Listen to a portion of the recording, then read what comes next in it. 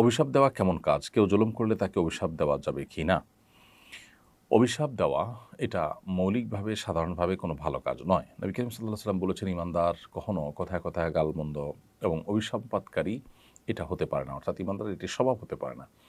তিনি আরও বলেছেন যে, লাম উবআস লাআনান ওয়ালা তাআনান ওয়ালা শাত্তামান, আমি অভিসম্পাতকারী, গালমন্দকারী হিসাবে আল্লাহ সুবহানাহু পক্ষ থেকে আমি প্রেরিত হইনি। অর্থাৎ এটা আমার কাজ নয়। অতএব অভিসম্পাত দেওয়া মৌলিকভাবে এটা কোনো ভালো কাজ নয়। তবে কোনো লোক যদি পাপাচারে লিপ্ত হন, পাপিষ্ঠ হন, অথবা কেউ জালিম হন কিংবা কেউ কাফির হন, তাহলে তখন তার প্রতি অভিসম্পাত করা যাবে কিনা?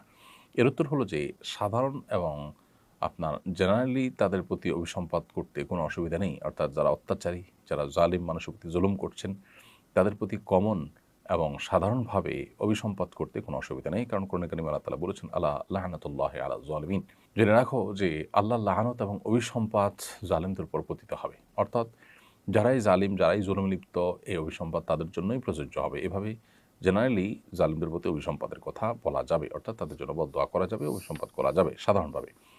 আর যদি সুনির্দিষ্ট ব্যক্তিকে অভিসম্পাত করার কথা বলেন, তাহলে সেক্ষেত্রে সর্বাবস্থা সেটি পরিত্যাগ করাটা উত্তম। কেন পরিত্যাগ করা উত্তম? কারণ হলো, যিনি এই মুহূর্তে হয়তো কুফুরে লিপ্ত, তিনি হয়তো মৃত্যুর আগে ঈমান নিয়ে আসবেন। তখন আপনি তার প্রতি অভিসম্পাত করলেন যে, সে অভিসম্পাতটা আসলে যথাপাত্রে হলো না। এইজন্য আ আ শেখ বিন বাজ রহমতুল্লাহি আলাইহি সৌদি আরবের সর্বোচ্চ উলামা পরিষদের অন্যতম সদস্য, বরং প্রধান মুফতি, গ্র্যান্ড মুফতি ছিলেন তিনি, এবং কাতার ভিত্তিক ফতোয়ার ওয়েবসাইট মারকাজুল ইসলাম ওয়েব, তারাও মারকাজুল ফতোয়া ইসলাম ওয়েব, তারাও একই ফতোয়া দিয়েছেন। তো এই জন্য সুনির্দিষ্ট ব্যক্তির বেলায় অভিসম্পাত না করে, অভিসম্পাত পরিহার করে জেনারেলি সেটা বলাটাই হলো অধিকতর নিরাপদ। আর যদি ব্যক্তিটি মুসলিম হয়ে থাকেন, একজন মুসলিম, তিনি বিভিন্ন পাপে লিপ্ত, এই ব্যক্তিকে অভিসম্পাত কোনো অবস্থাতে করা যাবে না। আর সুনির্দিষ্ট কোনো কাফির যদি হয়, তাহলে সেই ব্যক্তিকেও অভিসম্পাত করলে তার অবস্থার সাথে সম্বন্ধ করে অভিসম্পাত করা যেতে পারে যে, জুলুমে লিপ্ত ব্যক্তির প্রতি আল্লাহ তাআলা অভিসম্পাত হোক। সেক্ষেত্রে তিনি যিনি জুলুমে লিপ্ত তার উপরে পতিত হবে। কিন্তু নির্দিষ্ট করে নাম ধরে ধরে এটি অভিসম্পাত তখনই করবেন যখন লোকটি জালেম হিসাবে, পাপিষ্ঠ হিসাবে বা কাফির হিসাবে, মুসলিম বিদ্বেষী হিসাবে চিহ্নিত, পরীক্ষিত হয়েছে। যেমন নবী করিম সাল্লাল্লাহু আলাইহি ওয়াসাল্লাম মক্কার কিছু মানুষদের বিরুদ্ধে নবী সাল্লাল্লাহু আলাইহি ওয়াসাল্লাম যেমন অভিসম্পাত করেছিলেন মদিনা হিজরতের পর, তো সেই রকম অভিসম্পাত আপনি করতে পারবেন, এমনকি মক্কাতেও। তো সুনির্দিষ্ট কাফির, সুনির্দিষ্ট ইসলামের বা মুসলমানদের চিহ্নিত শত্রু, একেবারেই কমন শত্রু, খুব পরিচিত শত্রু, তাদের ব্যাপারটি ভিন্ন।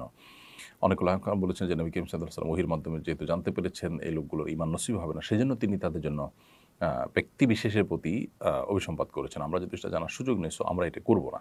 এজন্য আমরা আগেই বলেছি যে, এই ব্যক্তি বিশেষকে অভিসম্পাত করার ব্যাপারটিকে পরিহার করাটাই উত্তম। এমনকি লোকটি যদি কাফির হন, সেক্ষেত্রে জমহুর উলামা ইকরাম, ইমাম আবু হানিফা রাহমাতুল্লাহ আলাইহি, ইমাম শাফিঈ, মালিক রাহমাতুল্লাহ আলাইহির মতে ওই ব্যক্তি বিশেষ কাফের হলেও ওই কাফের ব্যক্তিকে অভিসম্পাত করা যাবে না।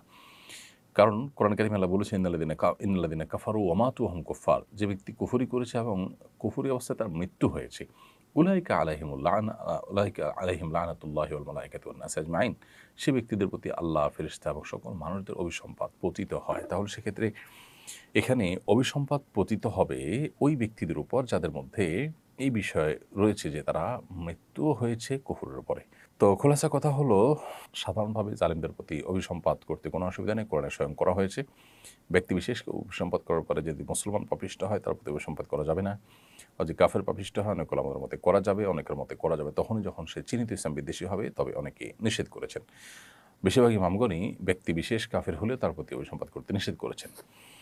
আর জালিম যে জুলুম করছে, তার জুলুমের যে প্রতিকার চাওয়া বা জুলুমের কারণে তার বিরুদ্ধে আল্লাহ তাআলার কাছে নালিশ করা, বিচার করা, এটা তো সর্বাবস্থায় শুধু জায়েজই নয়, বরং এটা খুবই স্বাভাবিক একটি ব্যাপার। বিভিন্ন হাদিস থেকে বোঝা যায় যে, মাজলুম ব্যক্তি যখন জালেমের বিরুদ্ধে আল্লাহর কাছে অভিযোগ দায়ের করেন, বিচার চান, প্রতিকার চান, আল্লাহ সুবহানাহু ওয়া তাআলার পক্ষ থেকে সেটি কবুল হয় নিঃসন্দেহে। অতএব সেটি সম্পূর্ণ ভিন্ন বিষয় যে সেটি কবুল হবে।